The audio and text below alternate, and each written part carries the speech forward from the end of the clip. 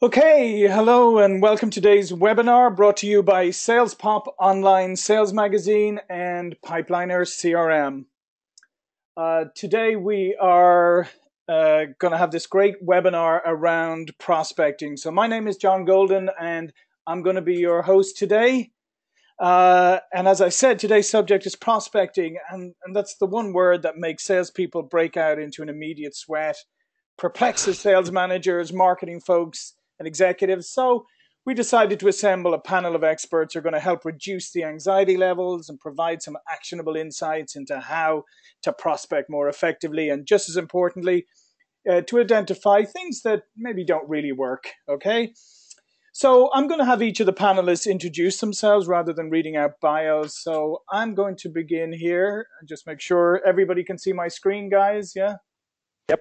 Okay, well, I'm going to start with Barb Giamanco. Welcome, Barb, who's in Atlanta today. So you want to tell the folks about yourself?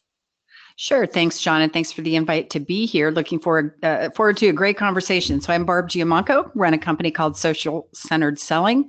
Been in sales 20 plus years. Also the co-author of the new Handshake Sales Meets Social Media, and very much looking to the discussion today with you, John, Donald, and Kurt. Excellent. And joining us from Northern California is Kurt Shaver, who actually recently spoke at one of our Power Breakfasts in Santa Monica. So welcome, Kurt, and let the folks know about yourself.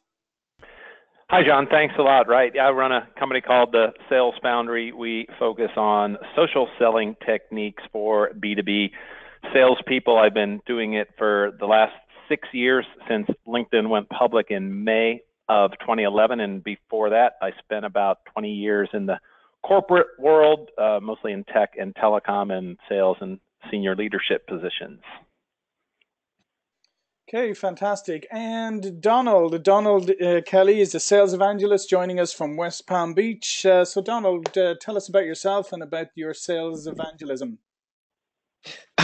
You got it right. I am Donald Kelly, the sales evangelist. I love sales. I love evangelizing about selling. And my background goes into the tech space. I did some work for a couple of SaaS companies, and mostly in the document management as well as in the medical space. And about 4 years ago, we started a podcast, which just took off, and it's been great. And since then, I've graduated out of the software sales industry a couple of years ago. And when the business actually took off more, and now we work with a lot of small, mid-sized companies, help them to develop those who are first going to market, develop their sales team and the sales staff, and help them get running. And we also host a fun podcast. And like you said, I love evangelizing, so I'm excited to learn from Barbara and Kurt today and to evangelize. Excellent. So that's me.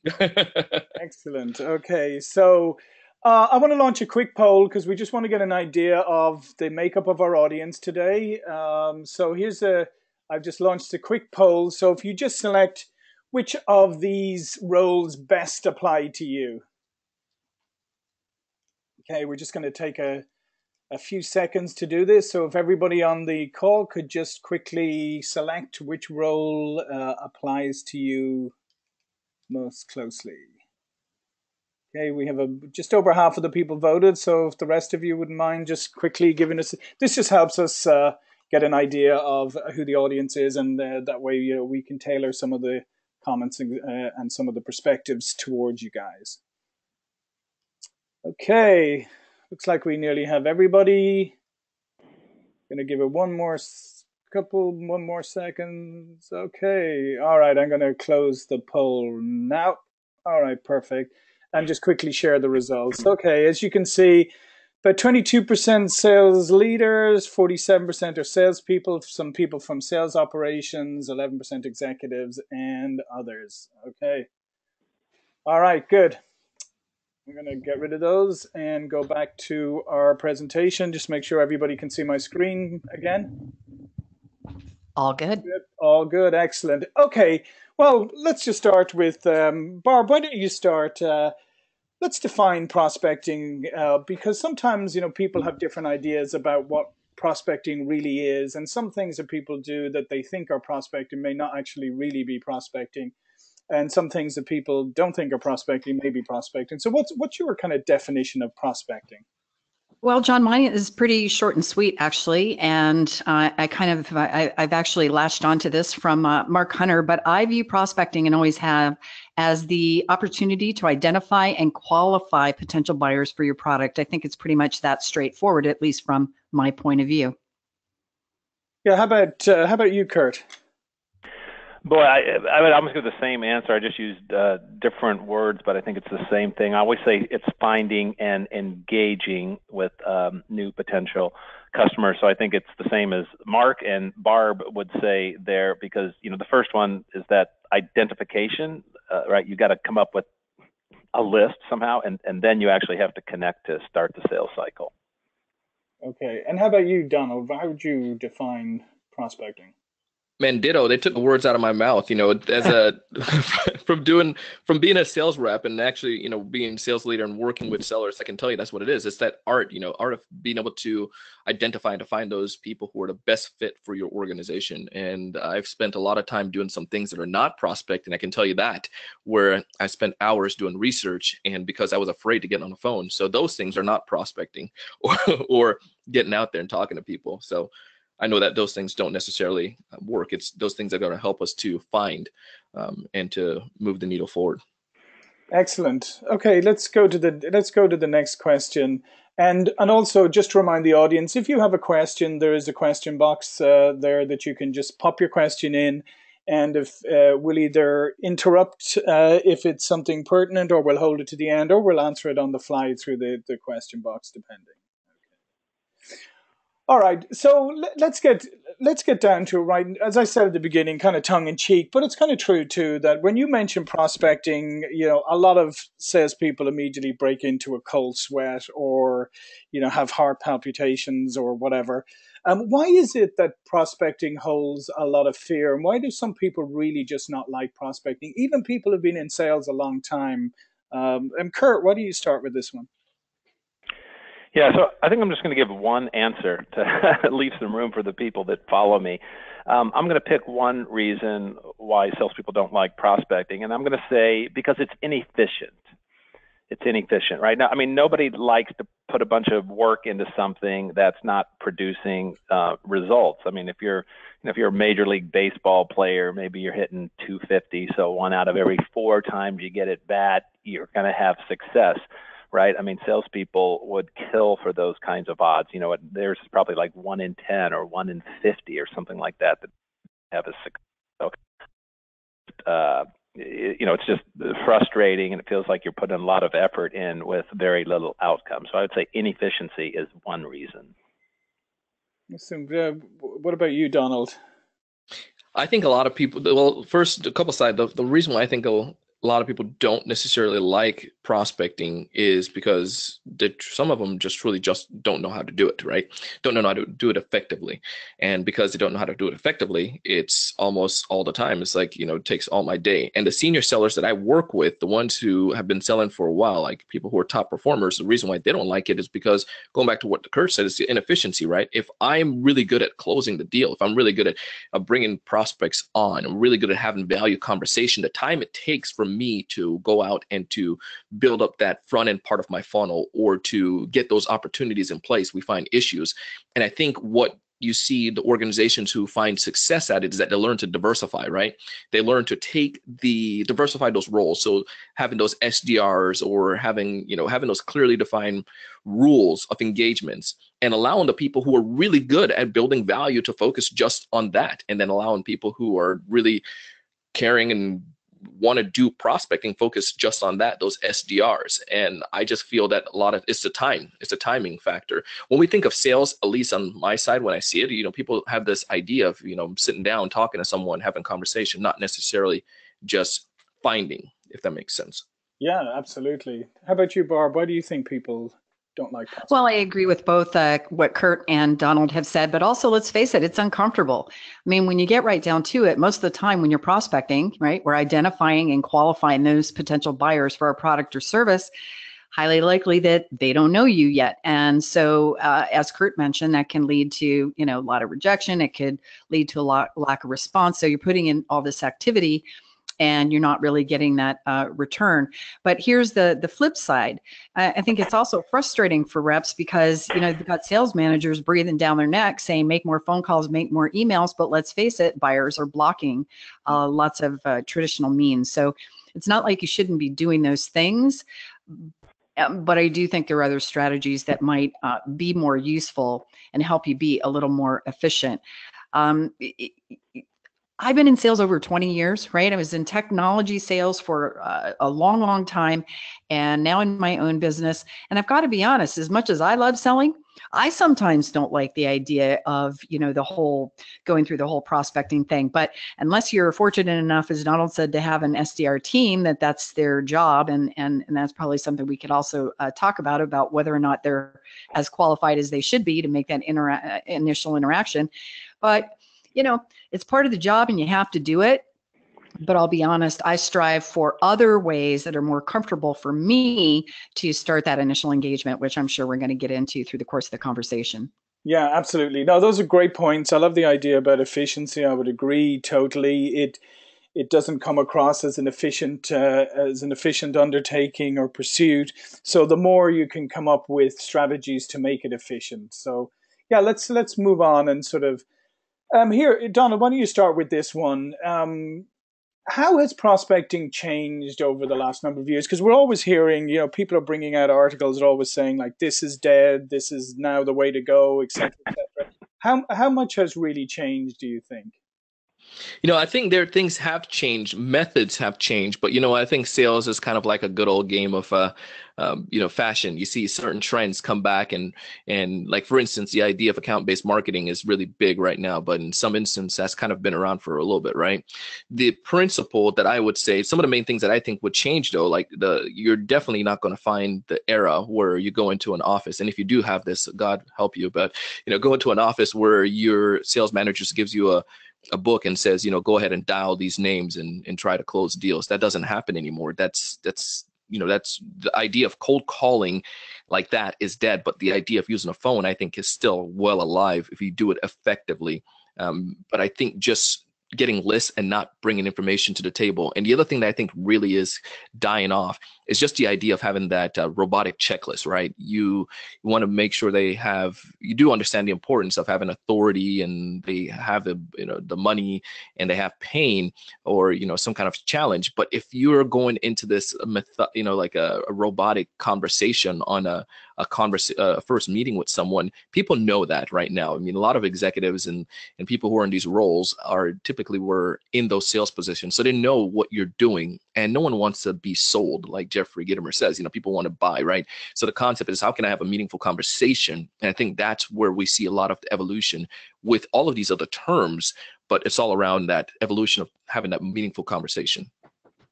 Yeah, how about you, Kurt? What do you think has changed? Because obviously, what you do and with LinkedIn is more on the cutting edge now. Yeah, I'm going to kind of answer this question from the other side of the coin. I'm going to answer it really from the buyer's perspective. So what has changed is basically the internet, right? The internet has changed, even though it's been around 20 years in the context of the last 5 years.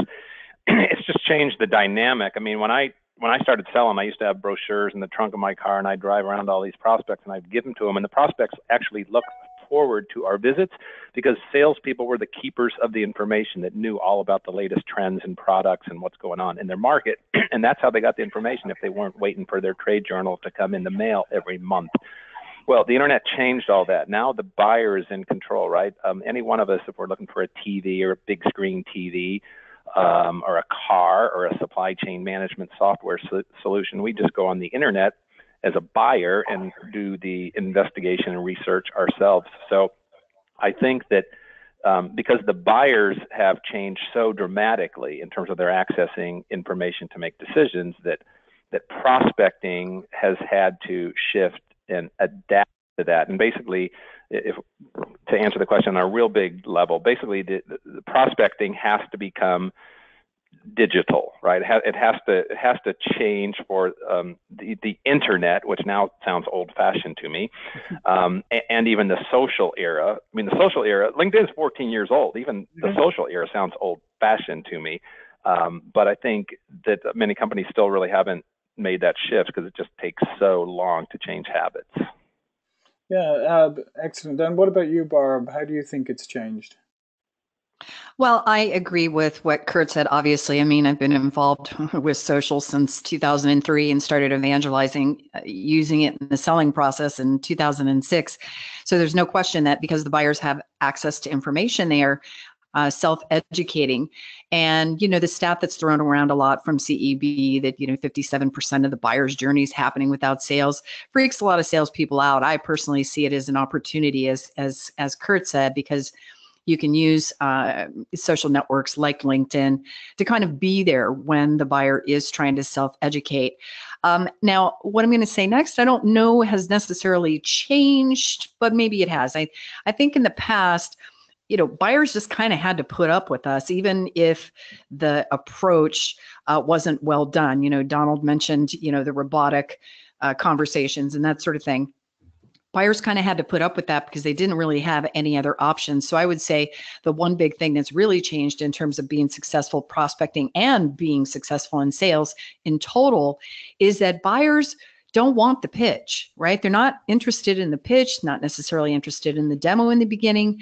But if you can bring strategic value to them, if you can demonstrate that you've got the kind of qualities that help them solve the business problems that they have and that they need to solve, that's how you get an opportunity to move forward to that sales conversation. So I would say that's a biggie. You can keep calling and making phone calls. And what I'm going to talk about later certainly is it's not just the approach, but it's the message and how well you're communicating value to the buyers. I think that's been a big change for sure.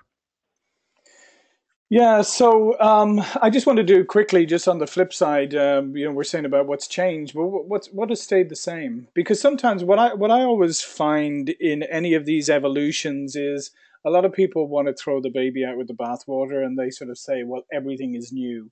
But for me, every evolution is there's something new, but there's some things that still endure. There's some things that don't, but there's some things that do. Are there anything that jumps out at you that really hasn't changed as regards prospecting?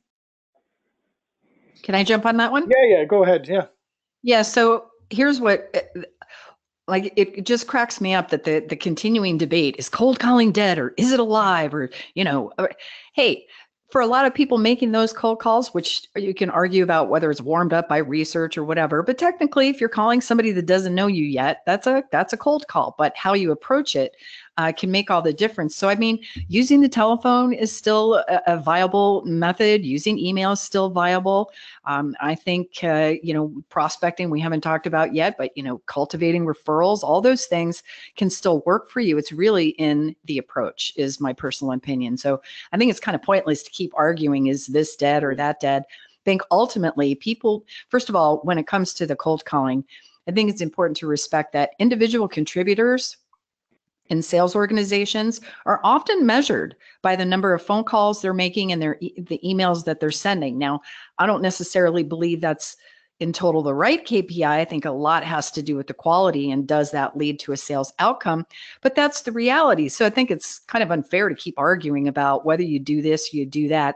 Ultimately, sellers are going to figure out what really works for them. And I think it's just going to be a mashup of things, social, online, offline. And so you're right, John, we shouldn't throw the baby out with the bathwater. If the cold calling works for you and you're getting sales results, excellent. Keep doing it. Yeah, absolutely. Hey, Donald or Kurt, do you have anything to add to this about what stayed the same? Yeah, I mean, I think I agree with Barb. Like I was saying with the phone, I think it's powerful. I mean, you still have to have those conversations. Sorry, one of the other things that I think we often overlook too, and this may sound really weird, may date me, I'm 32, but anyways, it's snail mail. I love the snail mail. I utilize the snail mails in some of my strategies and some of the processes that work with, depending on the industries. And I think that's something that we sleep on sometimes. We don't necessarily think it's going to be effective, but the way that you can utilize creative strategies, creative prospecting is they're tremendous. And obviously we probably can hit up on examples like that later on, but I think that part is still awesome. It's so powerful. But sending just a boring letter in the mail doesn't work, but sending an object is definitely more effective And following up on that with emails and phone, I've seen campaigns that's been very, very lucrative. Good. I'm going to pass over the fact that you said 32 years old is going to date. Listen, man. Yeah, no, I mean, we have some guys who are younger on this call, man. Yeah, I'm sure. Seriously. Okay, Kurt, let's start with you. Let's talk about what are some of the most underutilized prospecting techniques that you know? I'll give you a couple of general ones and then like maybe a real specific one. I think it was Barb that mentioned referrals. I think that's really underutilized by people, particularly with things like LinkedIn showing you all your common connections to a prospect. I mean, that makes it pretty easy to get referrals and introductions. So I think that is always a great way to start a sales cycle.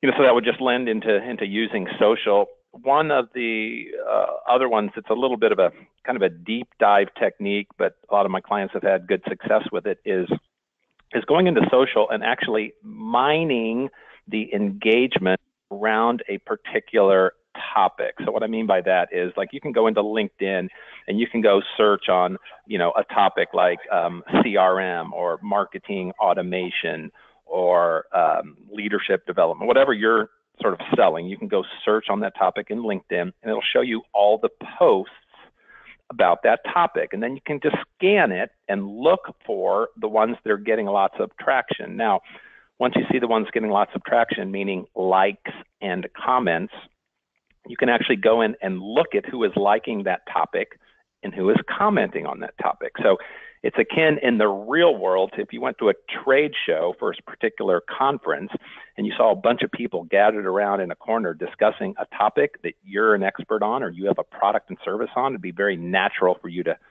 weigh in, maybe contribute, and see who was there from a prospecting mindset. So, you can do the same thing from the comfort of your office or laptop, just by mining the engagement around a topic that you're an expert in.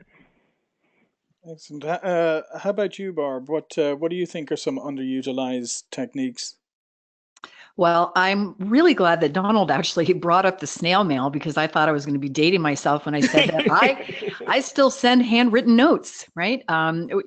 Because now that really does stand out, and so I still make it a point to send handwritten notes. If it's a prospect that I really, really, really want to do business with, I might send them a book. Right. For a long time, I would give out copies of The Go-Giver from Bob Burg, one of my favorite books, so little things like that. But some other things that I do in terms of prospecting, which feel more comfortable for me, I'm with Kurt. I always strive for the introduction or the referral.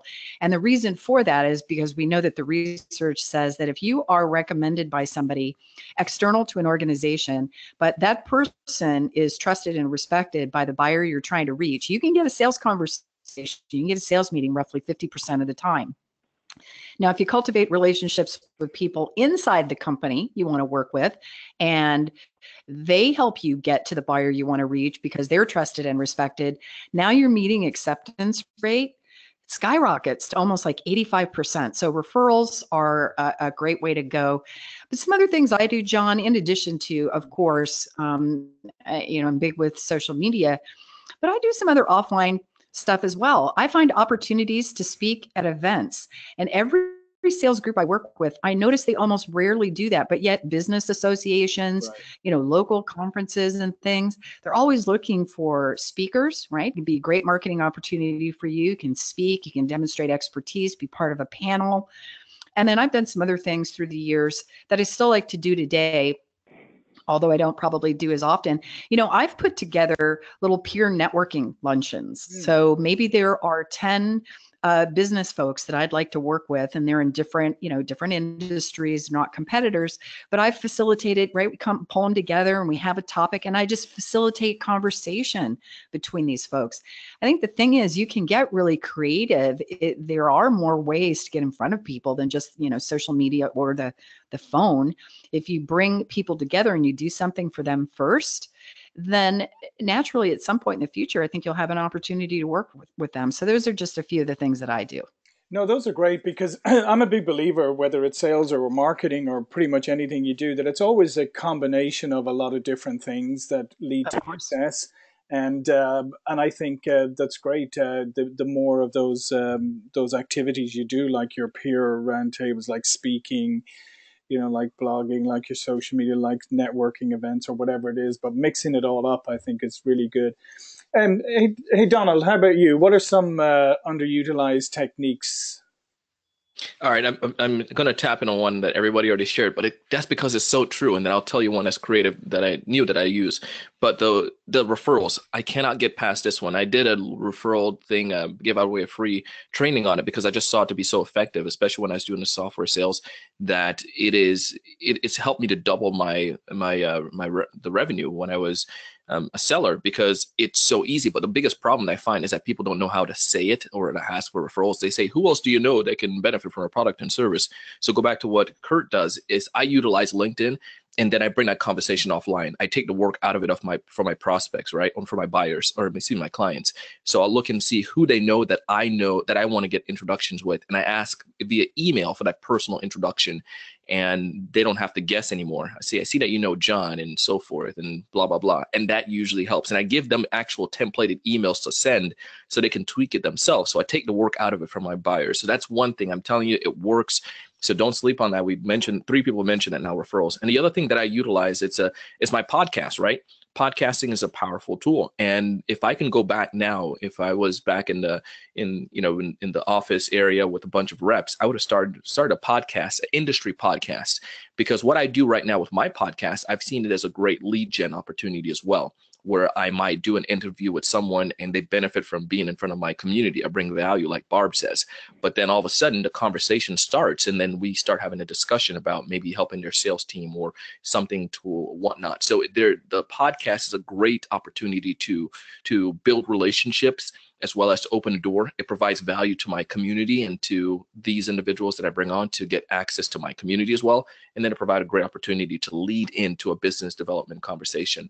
And I've gained probably 90% of my business now from just my podcast. Yeah, that's fantastic.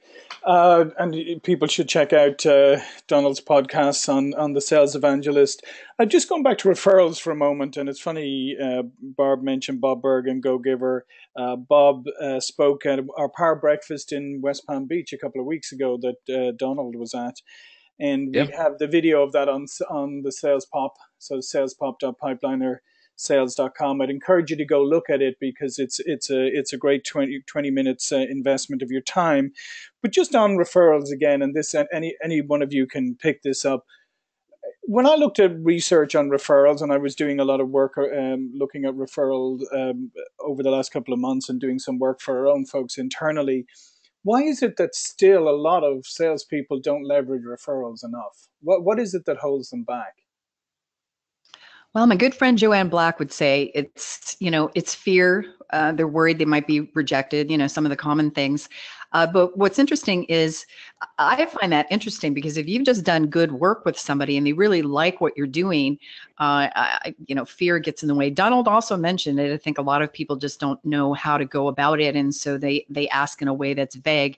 And actually, a good friend of mine just mentioned a technique which I've used in the past too, and it works. So when you're first starting out with a conversation, with a buyer and they become a customer and you start working with them, you can kind of position it up front. If you really enjoy working with us and you feel the work is good, once we wrap up this project or finish up what we're doing together, I'm going to ask you to help me with a couple of referrals, right? And then you can come back on the back end and say, remember when we talked up front? So I think part of it is people not knowing how to do it or not knowing how to follow a process for doing it. But my gosh, think about not only can you get the sales conversation more quickly, my experience is you significantly can shrink a sales cycle down too, right? Because you're coming to the table with some immediate credibility.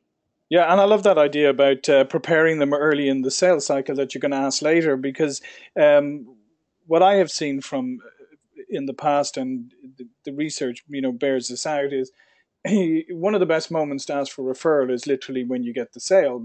They're pumped up, they've had a good experience during the sales process, But that's the point where, as you say, a lot of salespeople are afraid to ask for it. So I don't really like that idea of preparing them early in the process.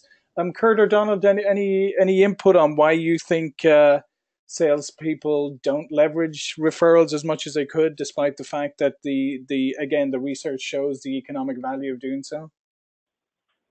You want to go ahead, Kurt? Yeah, I think a lot of times institutionally there just hasn't been a focus on it, right? That companies have jumped to more the traditional prospecting methods, and it just kind of gets squeezed out of the time.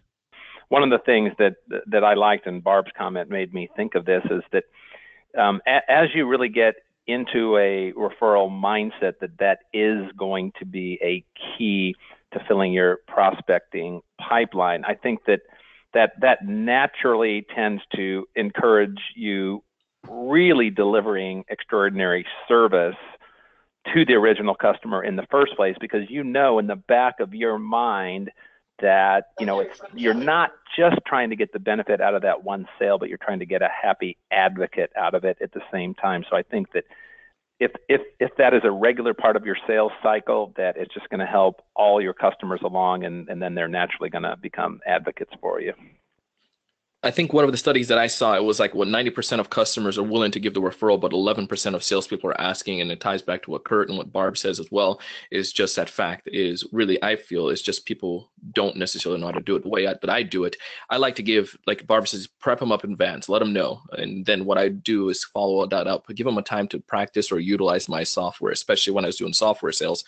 I'd give them 30 days or whatever to utilize that system, but I have it built up. And most people don't have that like after a sales process. Usually we do a handoff of some sort to maybe a client success team, but do we have an after the sales process where as a seller, the company, they spend a lot of time on the front end doing the prospecting, but don't realize that we can gain so much of our business from our current buyers as well. And in that post-sale process, I utilize to follow up and ask them how the system is going, some of the results they're seeing, and utilize that number and utilize those stats to then get the specific introduction. The other thing I do is I set goals.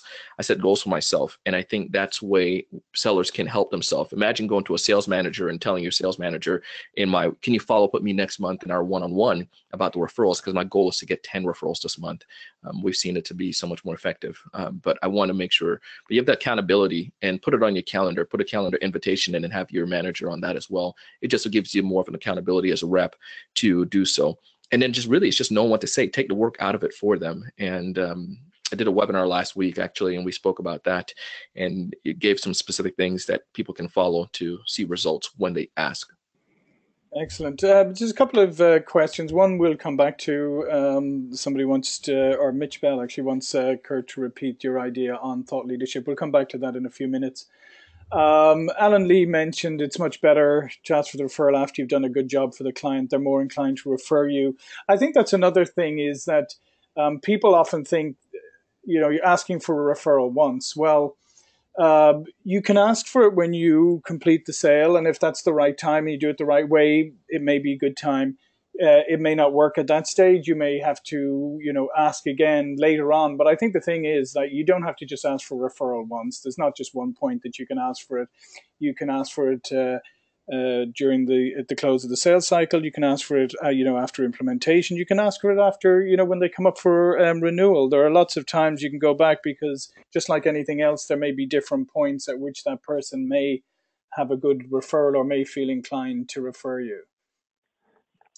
Hey, John, there's one thing I wanted to add on this topic I think is related, and that is just to mention LinkedIn recommendations as it relates to referrals. I mean, obviously, an active referral is the ultimate, but that takes a third party doing something, and sometimes that's just tough. People are busy and they say they'll do it and they don't get around to it and things like that. So, I'm a big believer in LinkedIn recommendations, because then you sort of capture it and it's frozen, and you control it.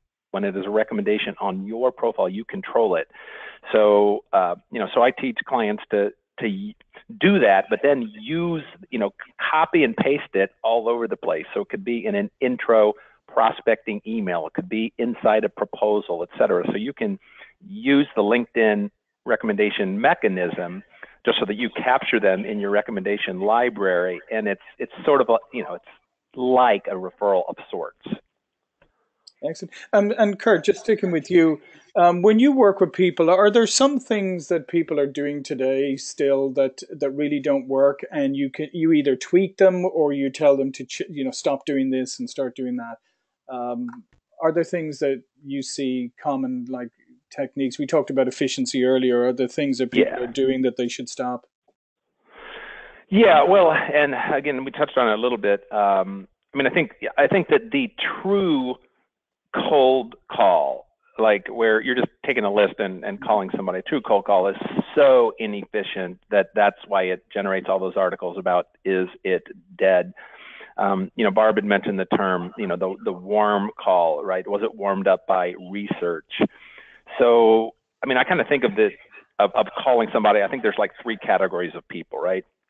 So I think the best is if you can leverage that. So let's say you got a prospect, go look at their LinkedIn profile, right? Look at the common connections. If there's a common connection there, you can either actively ask for a referral, which is higher quality, but takes a little bit of time because the other party has to do something. Or if you're in a little bit more of a hurry, maybe you're higher volume, then just name drop, right? Hey, I see that we both know Barb Giamanco and Donald Kelly, right?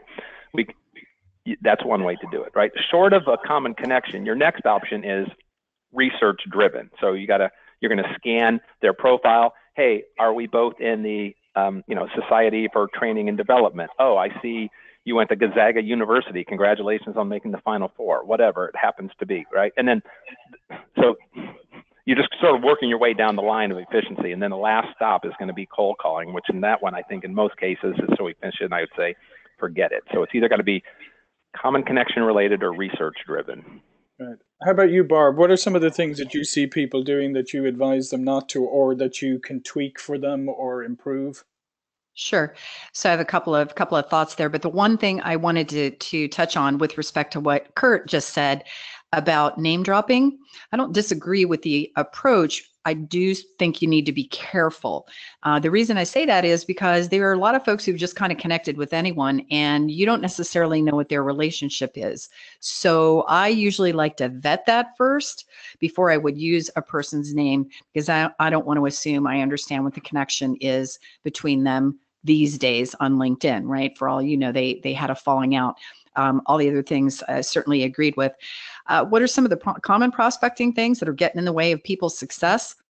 Can I just say these silly boilerplate emails and phone calls that have zero substance and relevance to anybody? I mean, stupid subject lines and these messages that are very focused on what the buyer is trying to sell. There's no creativity. People will say things like, "Oh, hi, Barb Giamanco. I'm so-and-so, and I've looked over your website. Could we, I think our product would work for you. Can we get together for a discovery call?" Yeah, no, why would I get together with you? You're not giving me any reason. So I think where we could really help salespeople be much more effective, and I know we're going to talk about some things related to sales management, but I think it's the quality of the message that is getting in the way of people being successful. And by the way, that's the same on InMail as well. If your message is just a pitch, I don't see that being any more successful for someone than anything else. So, I don't know who's creating the emails, whether it's marketing doing it on behalf of sales or sales is doing it for themselves, but I just think they need to stop and think about that initial messaging, because let's face it, that first point of contact, what Google calls the 0 moment of truth, that first point of contact is either going to get you a win or it's going to create a negative impression and you're just never going to get a chance to break through. So for me, the most common problem is the messaging. Yeah, no, I couldn't agree with you more. I mean, I don't know how many of those I delete on a daily basis. And then some of them I save actually because they're just really good examples of what not to do. And it does amaze me. It just amazes me how with all this at your fingertips about being able to research about people, that I will, I work for Pipeline or CRM, and I will still get emails from people trying to sell me CRMs and saying, you just said, I looked at your profile and I reviewed your website and I think you could use our CRM. And I'm like, no, you didn't. Bye. I like the one that I got last week where the guy starts off by trying to butter me up saying he read my book, and then the next two sentences made it absolutely clear he not only didn't read the book, he didn't even read the review or the brief description on the website, right? So in some ways I realize that there is a lot of pressure Yeah. to send more emails and make more phone calls, but that's no excuse for not making sure that the message is relevant. And it's not that hard to do. I mean, you can ferret out key industry challenges and issues, and use a couple of things to capture somebody's attention, but then also make it clear a little bit about them. My favorites are when people come to me and they've got the name of the company wrong, or they say, "Are you the decision maker?" I get it. Big enterprise like Microsoft, maybe you don't know exactly who the decision maker is, but I'm a small business. So if you look at the website and you see I'm the owner, pretty good chance I'm the decision maker. I love that. Quickly, Donald, how about you? What are some of the things you see that don't really work, but people keep doing? I think one is in regards to the email. A couple things with that. There's when they try to, I think it's just dishonest, first off, when they send you an email with "re" at the top, like as if we're Oh, replying. I hate that. I hate that. It's like delete and spam right away. And it's like, no, I'm not going to do business with you.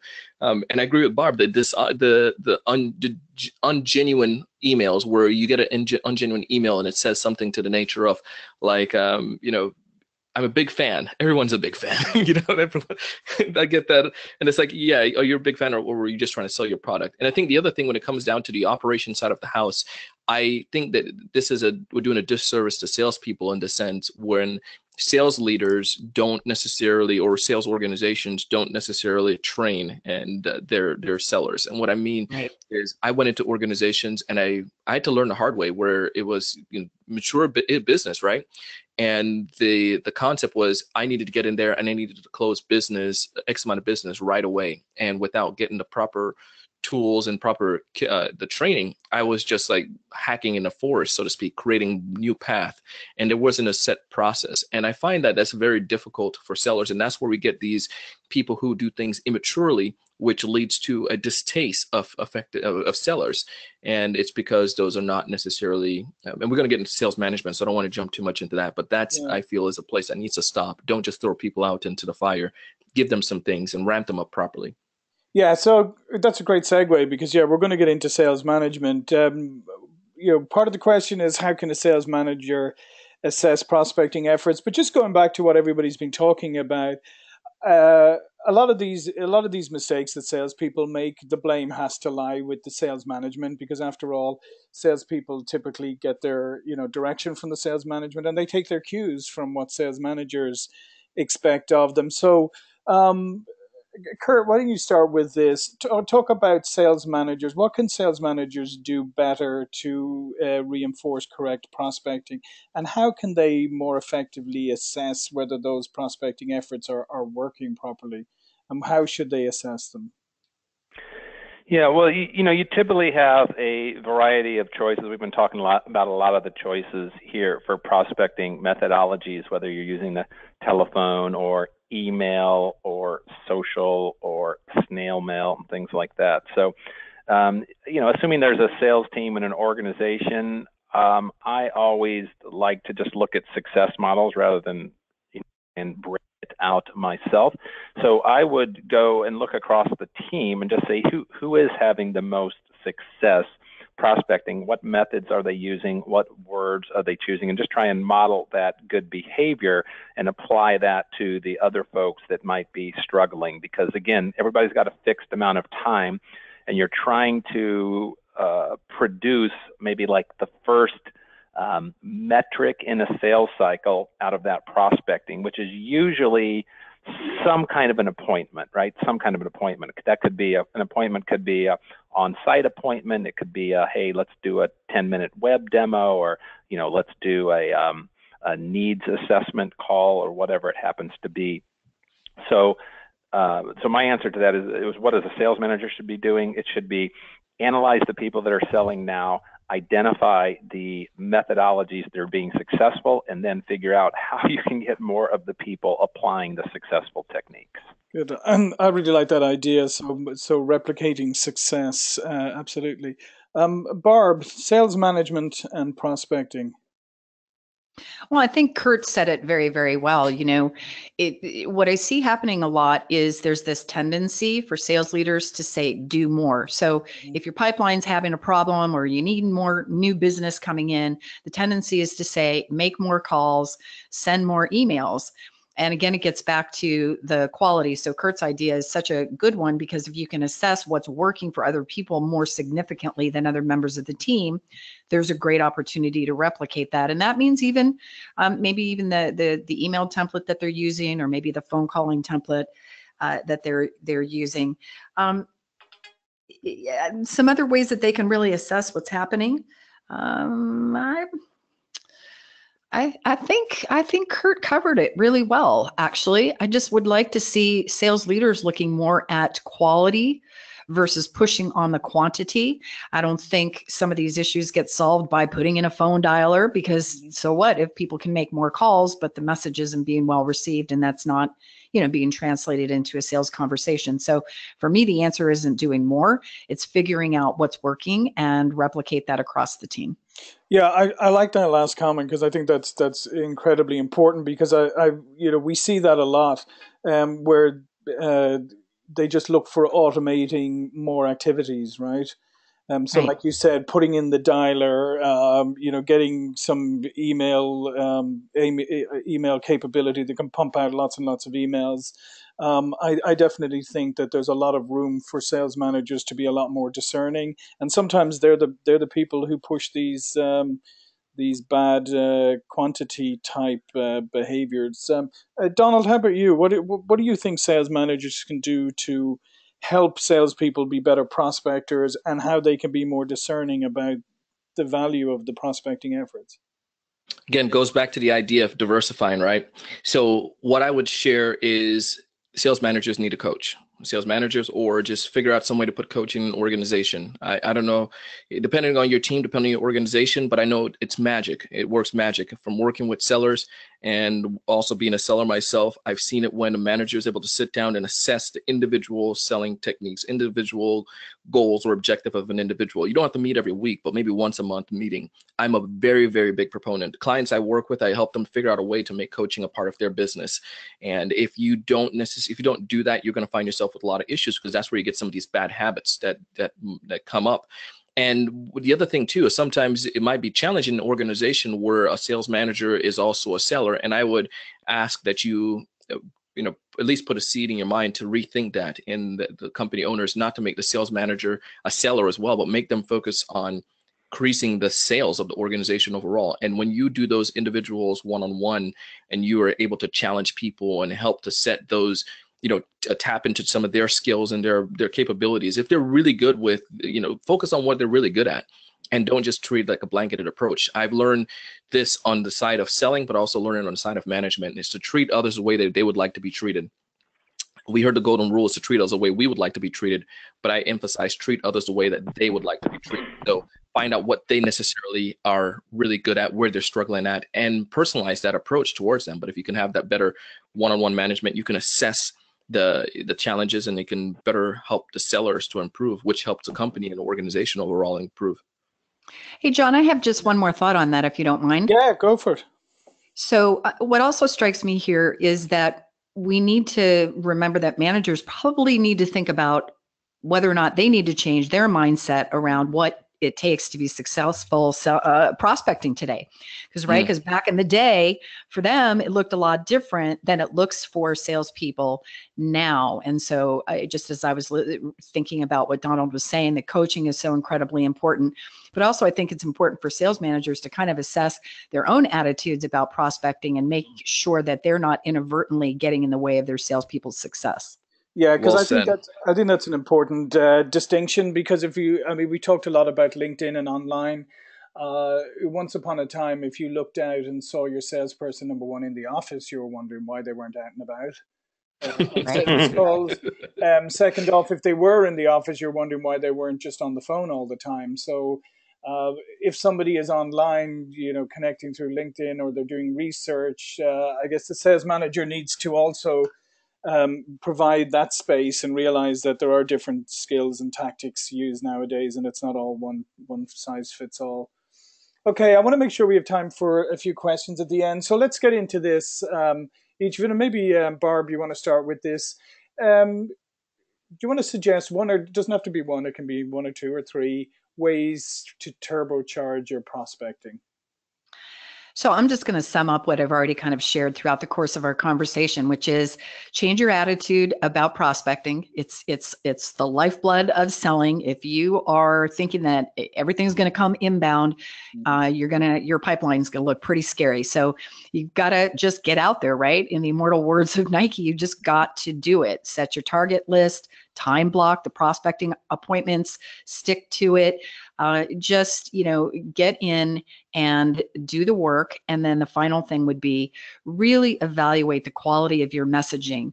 Look at your own KPIs and ask yourself if the phone calls and the emails that you're sending, are they actually generating enough sales conversations? And if they're not, then ask for some help. Donald mentioned coaching from the manager. And if you're not getting it from your manager, there are a lot of great coaches out there like Donald who may be somebody you want to engage to help you. Yeah, I love that. And by the way, Barb, actually, you touched on something that we could even do a whole other webinar on. But this idea you mentioned about inbound, and I know there's been a lot of talk about inbound, and I totally agree with you. You cannot rely on inbound. And there are some self-serving people out there who have tried to convince everybody that everything is inbound, but it's still a combination, and you absolutely. They're marketers, not sellers, John. Yeah, exactly. Well, yes. Good point, Kurt. Yeah, exactly. Hey, If you Kurt, wait for everything to come inbound, you may starve. yeah, exactly. Exactly. Hey, Kurt, how about you? Have a couple of ways to turbocharge prospecting. And I also want to answer, Mitch Bell asked earlier that you had a great prospecting tip around thought leadership, and he'd like you to repeat that. Okay, yeah. So two things for prospecting, maybe it's one and a half. I would say if you're selling into the B2B space, learn how to master LinkedIn search, right? There are 500 million business professionals on there, and if you can filter it and really zero it down to your tight, ideal prospects, you are really going to be ahead of the game in your prospecting efforts. To that end, the new LinkedIn that has rolled out in the last quarter has changed the search quite a bit. It's actually been watered down. So you'll need to re-familiarize yourself with how it works now. Or the other option is if you want to spend the money and you're really doing a lot of prospecting, consider upgrading to the Uber Sales Navigator version of LinkedIn, which is just an incredible social listening and prospecting tool. Do you want me to answer that other question now, John? Yeah, please. Yeah. Yeah, you're asking me when I was talking about mining the comments. Yeah, I think that's exactly what you're talking about. Yeah. Okay, yeah. So what I was saying there, I guess I'll just kind of repeat it. What I was saying is a prospecting method is, I mean, again, imagine in the real world, if you're at some conference, everybody's talking about the subject that you sell a product or service from, and you wander into the conversation. And my point was, from a prospecting mindset, you can do the same thing on LinkedIn or other social networks, Twitter as well. You can just search for that term, right, on the network and see who is commenting and liking that particular thing. And you can, you can literally look and see who they are. And oftentimes you can find prospects just because they're talking about the thing that you provide. So that's, a method, it's kind of that honeypot idea where everybody's attracted to some particular topic, and all you're doing is looking at the identities of the people around that topic. Fantastic. Okay, Donald, what are one or two ways you would advise people to turbocharge their prospecting? The first thing I would share is go back to what Barb says, the mindset. I would really recommend that if you have negative Nancy's around you, you got to change those friends, change the people you're around. The folks that you associate with is going to definitely have an impact on your performance level. So find those groups of people, and whether that's, finding, friends outside of work or local networking opportunities, wherever, find people that have that strong mindset towards succeeding. And I would say you gotta take charge of your numbers. You have to take charge of your own numbers, not just wait on the KPIs that management give you. But if I know I'm trying to put a down payment on the house, in the next year, then I'm going to take charge of those KPIs and realize, look into CRM, look and see what are those key factors that propel a deal, and then how can I make sure that I keep track of those, like I'm the executive, that I'm the CEO. If I'm over my own numbers and really live by my numbers, I'm going to see better results because it guides you. Like anyone who's in aviation can recognize your instruments guide you when you're flying. So it's important that we make sure we understand that, and that you keep those. Too often I find sellers who I call it voodoo selling, where it's just kind of like taking stuff out of nowhere and just throwing it up and say, well, I'm going to hit my target this month. I'm like, where in the world you get that number from? Like, what are you talking about? But understanding what those numbers are, keeping track of those numbers, making sure you're hitting those targets every single day, whether that's generating new opportunities, not the vanity numbers, but generating like opportunities, or maybe it's meaningful conversations, whatever those are. Find out what those KPIs are and keep your own. And that's what I would say as my thing to help you turbocharge your prospecting. Yeah, it's fantastic. And a couple of comments here. Alan Lee mentioned, obviously, there's lots of different ways to reach your prospect, and you should use those tactics consistently, and then figure out which are the ones that generate the results and focus there, which is, absolutely good piece of advice. Spot on. And then Kevin Dolan, he had a good one here. He said, this is around referrals. He said, when I'm negotiating a deal, the last item I ask for is 2 referrals/introductions when I make my final concession, and it works every time. So that's another nice little tactic there, is if you have to give up something else towards the end of your sales cycle, get something of value like a referral in return. It doesn't have to all be one way. Okay, well, listen, we're coming up to the end now, but I just wanted to give an opportunity for a moment for each of our panelists to give you some information on how you can find and contact them. So, Barb, how can people reach out and find you? Well, thanks, John. You can find me on LinkedIn, Barbara Giamanco, and I'm at Barbara Giamanco on Twitter. Certainly feel free to visit my blog at barbaragiamanco.com. And you can learn more about the company at scs-connect.com. And because the telephone does work, I'm here in Atlanta. So +1 404 647 4925 if you'd like to talk sales. And of course, feel free to check out my my podcast called The Razor's Edge. Yeah, thank you, Barb. It's great having you with us today. And Kurt, Kurt, how can people reach you? Well, similar, LinkedIn, Twitter, both Kurt Schaefer, as well as my website is thesalesfoundry.com. And if you want to talk, I'm at 707-477-1043.